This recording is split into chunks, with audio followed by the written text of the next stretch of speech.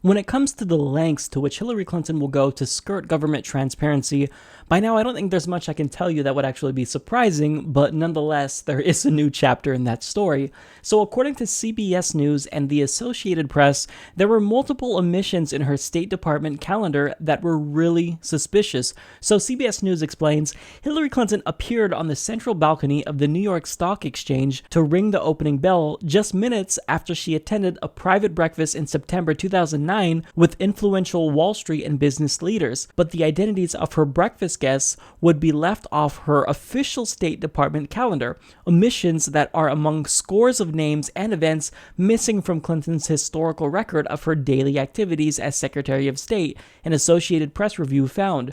Clinton met that morning with a dozen chief executives, most of whose firms had lobbied the government and donated to her family's global charity, the Clinton Foundation. The event was closed to the press and merited only a brief mention in her official calendar, which omitted the names of all her guests. So in other words, she didn't want you to know that she was getting cozy with people who were donating to the Clinton Foundation because obviously that would look like a conflict of interest. So what does she decide to do? Instead of not having those types of breakfasts or meetings with them, she decides to just leave it off of her State Department calendar so nobody can know about it.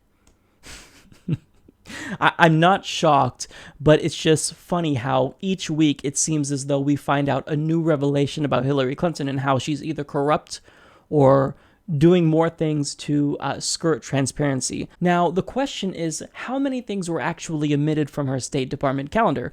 Well, official chronology of the events of her 4-year term identified at least 75 meetings with long-term political donors and loyalists, Clinton Foundation contributors, and corporate and other outside interests that were either not recorded or listed with identifying details scrubbed. The AP found the omissions by comparing the 1,500-page document with separate planning schedules supplied to Clinton by aides in advance of each day's events.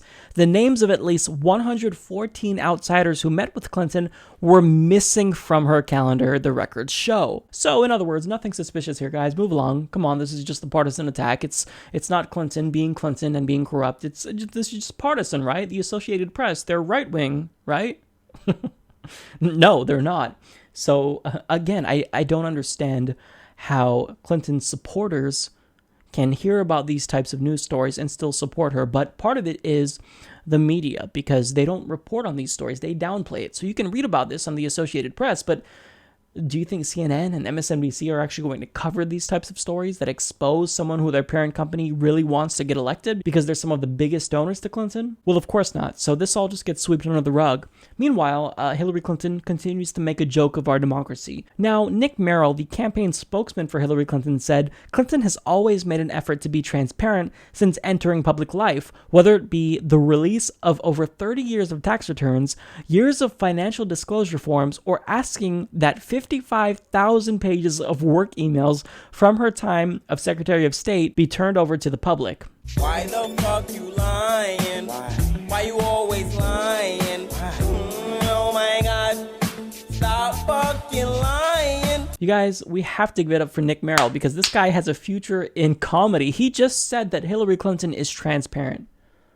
Oh, really? So is that why Huma Abedin, one of her closest aides, maintains that Hillary Clinton didn't want to run the risk of anything personal getting out? Is that why she wiped her server before handing it over to the FBI? Or is that why the State Department has confirmed that Hillary Clinton actually didn't turn in all of her work-related emails like she said?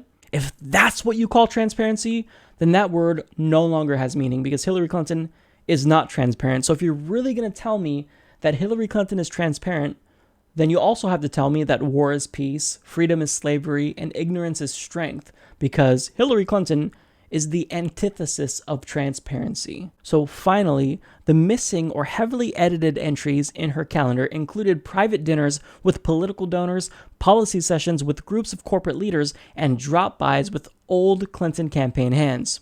Now, none of this is surprising to me, but what is revealing about the story is that the Associated Press actually tried to obtain the calendar for the State Department back in August of 2013, back when Hillary Clinton actually was no longer Secretary of State, but the State Department tried to cover for her and didn't even state that they had the material. They couldn't confirm that they actually have her official State Department calendar, which Obviously they do. So it wasn't until the Associated Press actually sued them that they released it 2 years later.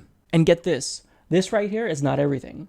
This is only 1/3 of everything. So there could be even more glaring omissions that we find out about.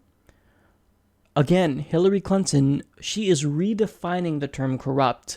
This is, it's brazen. It's absolutely brazen. She does what she wants. She's above the law, and the rules don't apply to her. That's the way that Hillary Clinton has conducted business. That's the way that Bill Clinton conducts business. And it's just sickening. There's so many layers of corruption to Hillary Clinton that her fans are willing to disregard, and it's really sickening. They think that it's partisan attacks when this is all based on facts. It's nonpartisan. This is Hillary Clinton.